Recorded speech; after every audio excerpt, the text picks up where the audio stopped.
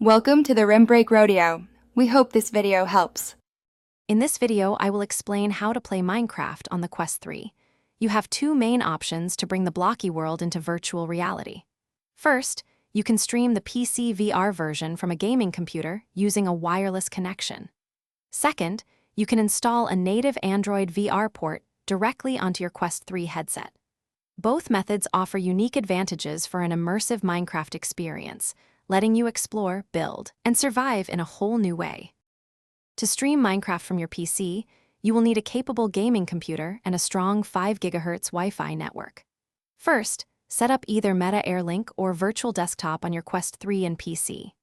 Then, launch Minecraft Java Edition on your computer and enable the VR mod, typically Vivacraft.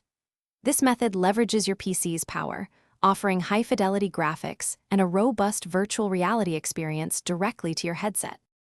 For a standalone experience, consider QuestCraft, a native Android VR port of Minecraft Java Edition. This requires sideloading the application onto your Quest 3 using a tool like SideQuest.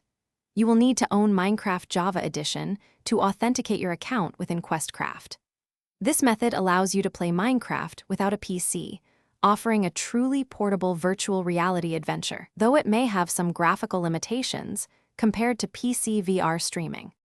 To maximize your Minecraft VR enjoyment, ensure your Wi-Fi network is strong and on the 5 GHz band for streaming. Experiment with in-game graphics settings and Quest 3 refresh rates to find a balance between visual fidelity and smooth performance. Remember to take regular breaks, perhaps every 20 to 30 minutes, to avoid eye strain or motion sickness. A comfortable and optimized setup will significantly enhance your immersive Minecraft adventures. Thanks for watching. Consider subscribing if we helped you.